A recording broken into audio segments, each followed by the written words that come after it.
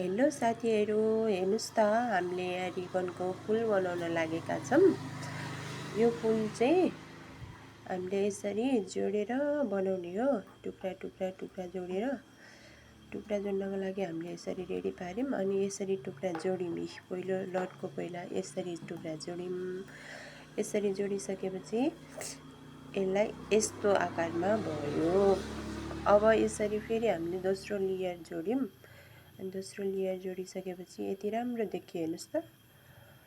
अनि हामीले फेरि अब तेस्रो लेयर जोड्न थाल्यौँ। यसरी हामीले लेयर लेयर लेयर जोडेर यस्तो राम्रो फुल बनायौँ। ल हेर्नुस् त कस्तो राम्रो भयो।